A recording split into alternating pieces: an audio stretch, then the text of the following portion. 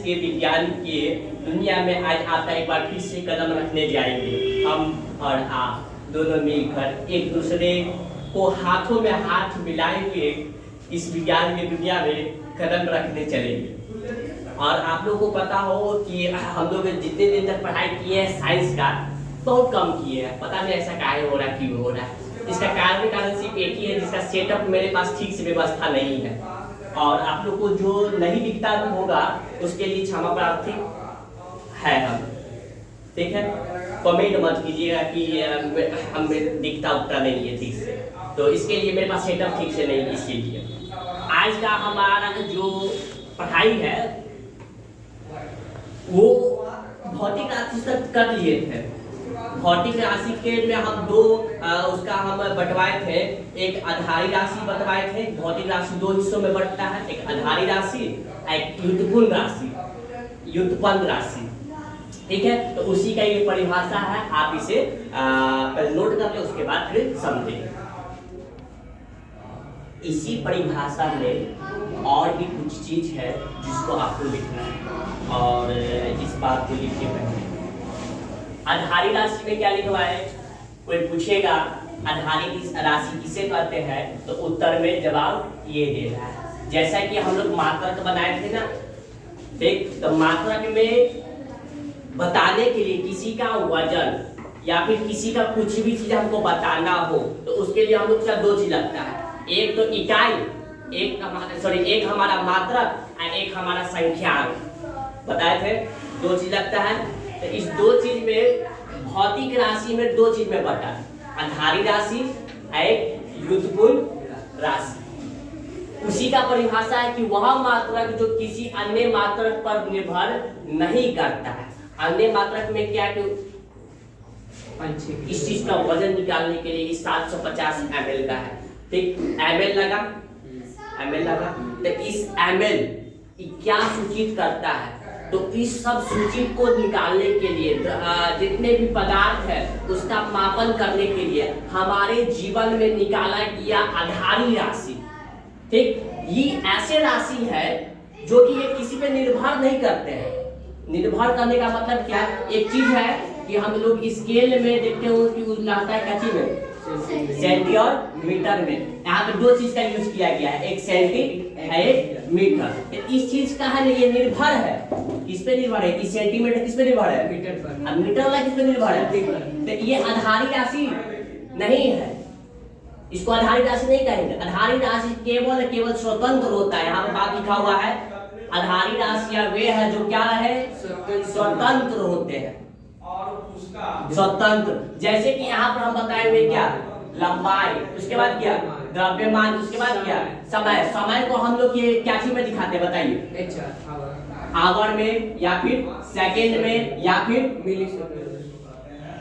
Minute में। तो यहाँ पर मिनट के अलावा और कुछ चीज लगाया गया है क्या, यहाँ पर सेकंड के अलावा और कुछ लगाया गया है, और यहाँ पे घंटा के अलावा और कुछ लगाया गया है। लेकिन आज सिर्फ बात याद रखें, समय को सिर्फ और सिर्फ एक चीज में नापा जाता है, मापा जाता है, और वो ना ही घंटा है ना सेकंड। तो ये किसी चीज पर निर्भर नहीं करता है। तो ये कौन सा राशि है, आधारी राशि। क्यों आधारी राशि है, क्योंकि ये स्वतंत्र है, ये किसी पर निर्भर नहीं करता है। लेकिन व्युत्पन्न की राशि बात करें तो वो निर्भर करता है, वो दो चीज से मिलकर बनेगा। एक और है, यहाँ पर क्या है, द्रव्यमान। द्रव्यमान किसी का वजन तोलते हैं तो उसको द्रव्यमान कहते हैं। और द्रव्यमान को हम लोग रखते हैं एम में। ये एम दिखाता है, ये क्या दिखाया, मास सूचित एम से। ये क्या किसी पर निर्भर कर रहा है, तो इसीलिए इसको बोला जाता है स्वतंत्र। ये स्वतंत्र वही होता है जो कौन सा राशि हो, आधारी राशि हो। ओके, अच्छा। तो ये आधारी राशि कितना खोजा गया, 7।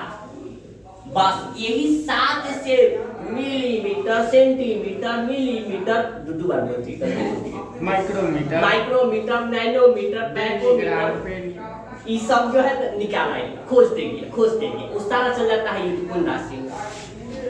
हमारा मिलेगा मिनट भी, यस मिनट भी चल जाता हूँ। क्या मिनट भी नहीं मिनट नहीं आधारित ये देखो ये वाला राशि लिख लेंगे जल्दी कॉपी में उठा ना यस देखिए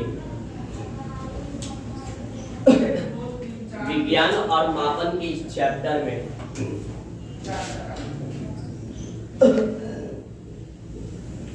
जितने भी हमारे ये है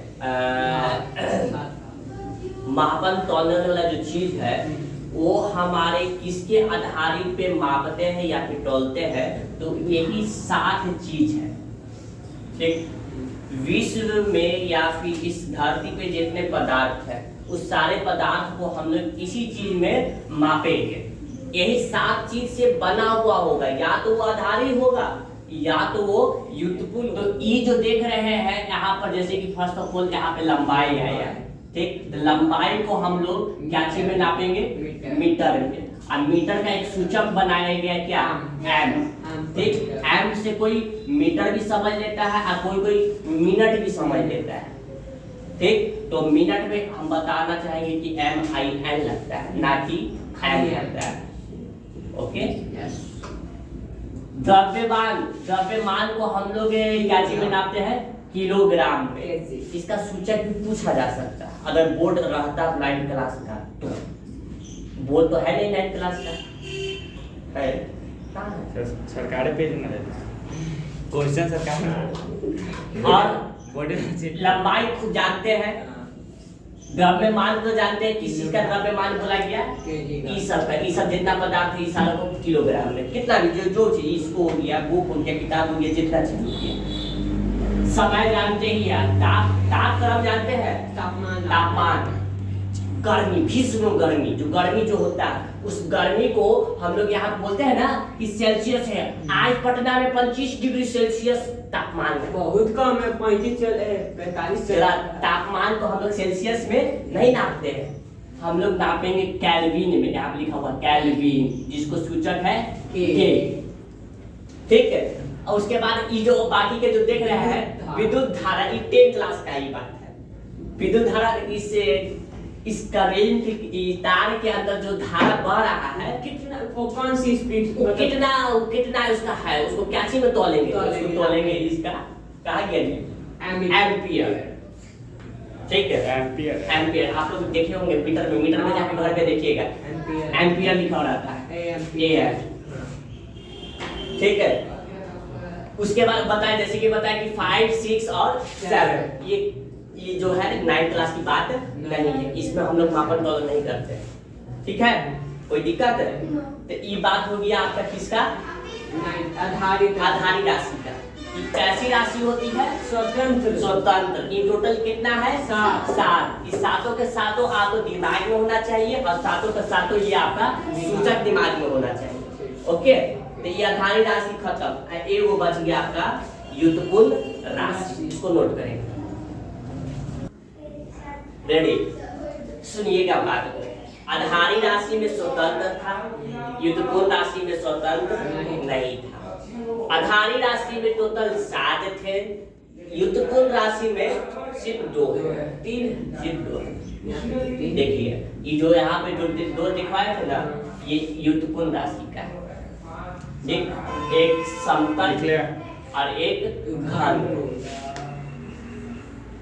बाद में इसको लिख लेंगे, कोई जरूरत नहीं है, इसको समझिएगा। इसमें क्या है, तो इसका परिभाषा ये भी बोल सकते हैं, इसमें कोई गलती बात नहीं है। कहा ये नहीं, कहा ये युतपुल राशि वह है जो स्वतंत्र नहीं होती है। ठीक है, इसमें इसका उदाहरण दिए, जैसे कि कौन, जैसे कि यहाँ पर बताइए क्या है, क्षेत्रफल। हमको कोई बता सकता है क्या कि वृत्त का क्षेत्रफल क्या होता है? फॉर्मूला